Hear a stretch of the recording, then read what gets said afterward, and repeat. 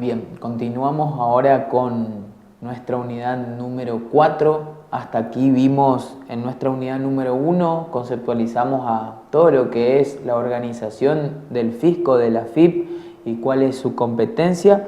En la unidad 2 vimos cuáles son los sujetos pasivos de nuestra obligación tributaria. En la unidad 3 nos adentramos en la obligación tributaria en profundidad y ahora vamos a ver el procedimiento tributario del cual se vale la AFIP para las diferentes actividades respecto a esa obligación tributaria. Y en nuestro primer punto vamos a desarrollar el concepto de los términos y notificaciones y los plazos de los que se valen nuestras leyes a los fines de dar cumplimiento a todo lo que establece la misma. Y vemos que los términos establecidos en días en nuestra ley en estudio, que es la 11683, se refieren a días hábiles administrativos. Y los días hábiles administrativos son los días establecidos en la administración pública en general, que son los plazos que salen a través del ministerio correspondiente de la Nación para los diferentes feriados y asuetos administrativos. Y son estos términos de los que se vale nuestra ley 11683 para el cómputo del cumplimiento de plazo, ¿no es cierto? Y también tenemos otros tipos de términos, ¿no es cierto?, que son utilizados para los diferentes trámites administrativos ante los organismos judiciales o, por ejemplo, ante el Tribunal Fiscal de la Nación, que son distintos a los plazos que tenemos, por ejemplo, en una relación en la que tengamos con AFIP. Es decir, podemos separar en dos los plazos y términos respecto a la actividad que tengamos como contribuyentes o como profesionales ante ciertas actividades con el fisco, y los términos o plazos ante organismos judiciales, llámese justicia o bien el Tribunal Fiscal de la Nación, al cual se recurre muchas veces para dirimir cuestiones respecto a alguno de los tributos, en cuyo caso, cuando nos relacionamos con estos organismos judiciales, lo que debemos tener en cuenta son los días hábiles judiciales, los cuales tienen diferentes plazos a los administrativos, porque recordemos que en la justicia existe lo que se denomina la famosa feria judicial durante el receso de verano y el receso de invierno, lo que hace es suspender los plazos, por lo que debemos tener en cuenta esta salvedad y esta diferencia cuando debamos actuar ante dichos organismos. AFIP por un lado y organismos judiciales por el otro. Y sin ser extensivos, vemos que a lo largo de toda la ley 11.683 iremos encontrando diferentes plazos para diferentes situaciones. Vamos a encontrar plazos para la presentación de declaraciones juradas, que son establecidos año a año por AFIP a través de un calendario fiscal. También en ese mismo calendario figuran los plazos para el pago de ingreso de los tributos correspondientes. También a lo largo de nuestra ley vamos a encontrar plazos respecto a las intimaciones, respecto a las prórrogas solicitadas y respecto a las prescripciones. Es decir, que para cada uno de los momentos de la vida del tributo y de nuestra relación con el fisco vamos a encontrar plazos.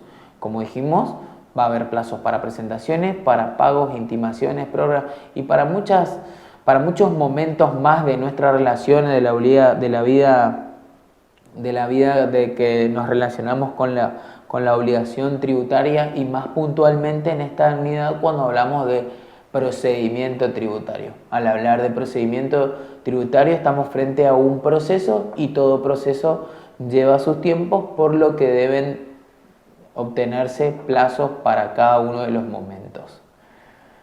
Y en este punto del procedimiento tributario encontramos a los sujetos responsables de los deberes impositivos y el alcance de la responsabilidad que conllevan los mismos. Esto en parte lo vimos en la unidad 2 y ahora lo profundizamos y vemos que estos sujetos responsables los podemos dividir en dos y están regulados en el artículo 5 y 6 de la ley 11.683 y los separamos en dos grandes familias. Por un lado los del artículo 5, que son los sujetos responsables por la deuda propia, y en el artículo 6 analizamos a los sujetos responsables por deuda ajena. En cada uno de los artículos, y adentrándonos puntualmente en los responsables por deuda propia, ese artículo nos establece quiénes son esos responsables por deuda propia y son los que deben pagar el tributo para cumplir su deuda tributaria. Establece el cómo se paga ese tributo, y la ley se encarga de seguir abriendo más el panorama diciendo en la forma y oportunidad debida. Todo esto es luego reglamentado por resolución general y los puntualiza diciendo quiénes son esos responsables por deuda propia: los que sean personalmente o por medio de sus representantes, y los denomina a estos responsables por deuda propia con el concepto de contribuyentes. Comúnmente utilizamos contribuyentes para englobar a todos los sujetos que tienen relación con un tributo. Puntualmente, en el artículo 5 los denomina contribuyente a los responsables por deuda propia, enumerándolos como personas humanas.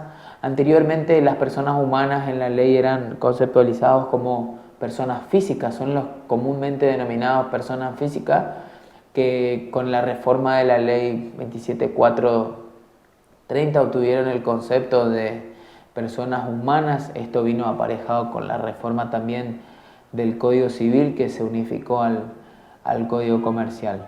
También las personas jurídicas son los denominados contribuyentes, también las figuras societarias, las sucesiones indivisas también son catalogadas como contribuyentes, y las reparticiones del Estado Nacional, ya sean provincial, municipal, o también las empresas mixtas.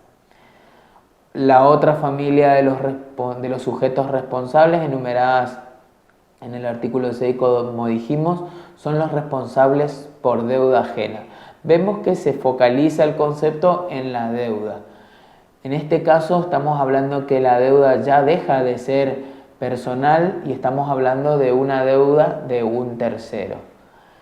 Y el deber, en este caso, o el alcance de la responsabilidad, es de pagar el tributo al fisco bajo pena, al igual que los responsables por deuda propia. Su deber, por eso estamos hablando en el punto de los deberes impositivos, en este caso el deber es el de pagar el tributo. También establece el artículo del cómo se deben pagar el tributo, y vimos que también es, en este caso en puntual, por los responsables por deuda ajena. Focaliza, y aquí despejamos el concepto, que son con los recursos que administren, o perciban o dispongan como responsables del cumplimiento de la deuda tributaria de sus representados.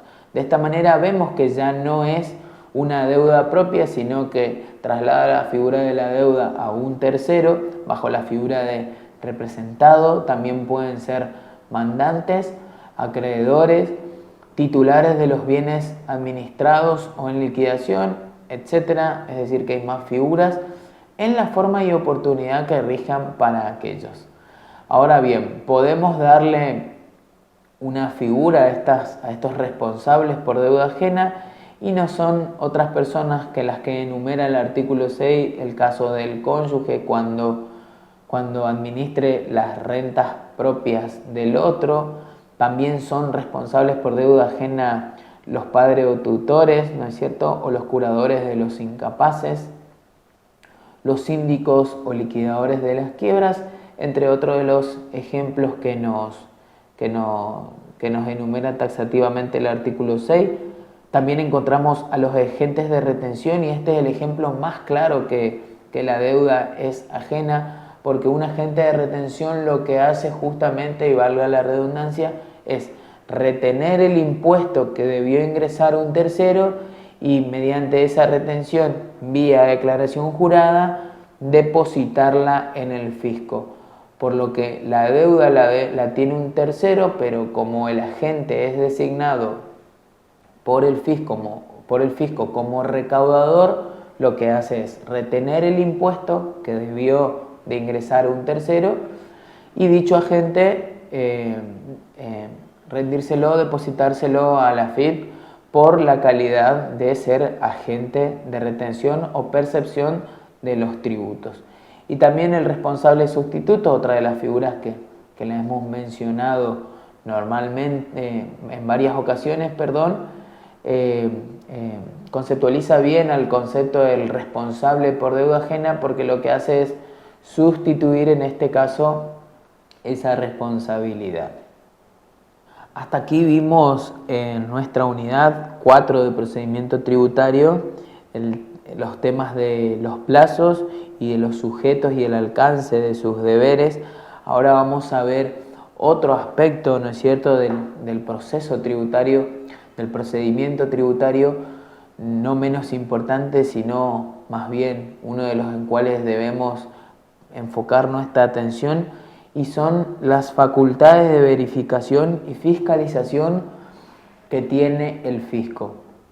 Mediante este articulado que está establecido en la ley, se le otorga a la AFIP dichas facultades, las cuales vamos a ir desarrollando a lo largo de las filminas, y vemos que esta facultad de verificación y fiscalización que posee el fisco tiene una amplitud importante, es decir, que tiene varios frentes de los cuales se puede valer la AFIP para poder verificar y fiscalizar las diferentes situaciones o comportamientos del contribuyente para con el fisco y los impuestos de por medio.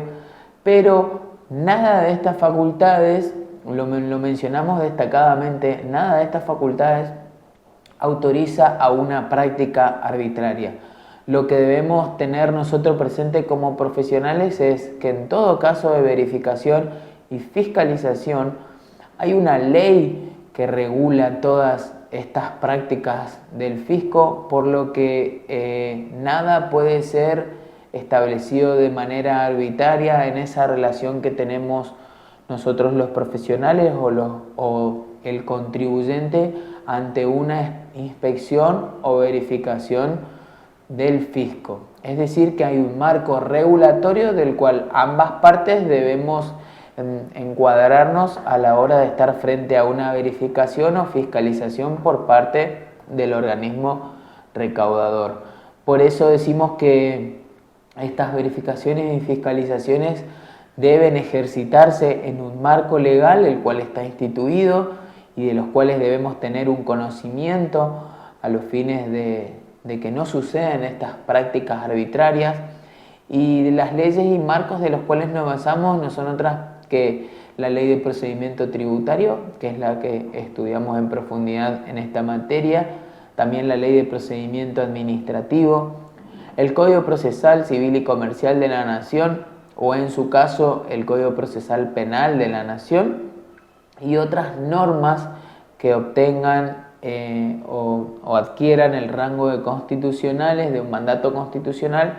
Todas ellas en conjunto nos da el marco en el cual debemos desenvolvernos a la hora de afrontar una verificación o fiscalización, por lo que la facultad del fisco ante dichas actividades se encuentra perfectamente regulada. Y dentro de esas facultades de verificación y fiscalización encontramos el artículo 33, que es el que le delega esta facultad puntualmente al fisco, a la AFIP, con un fin. Tiene un solo fin esta facultad de verificar y fiscalizar, ¿no es cierto? Y es a través de esa facultad que se le delega, ¿no es cierto?, es realizar oportunamente esta verificación de la situación impositiva de los contribuyentes y demás responsables. Es decir, que el artículo 33 lo que hace es asegurar que la verificación sea oportuna, ¿no es cierto?, para establecer la situación impositiva de los contribuyentes. Por lo que nos dice lo que puede o lo que podrá AFIP en este artículo 33 exigir a los contribuyentes responsables y terceros.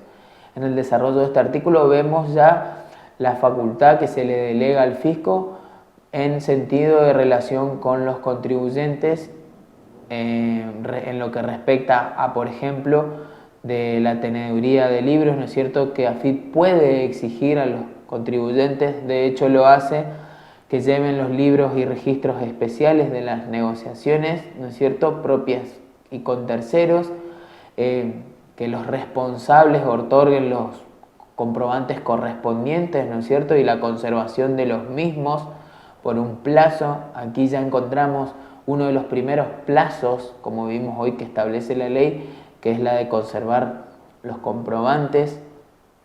También vemos que las personas o entidades que desarrollen algún tipo de actividad retribuida que no sea la de relación de dependencia deben llevar ciertas registraciones.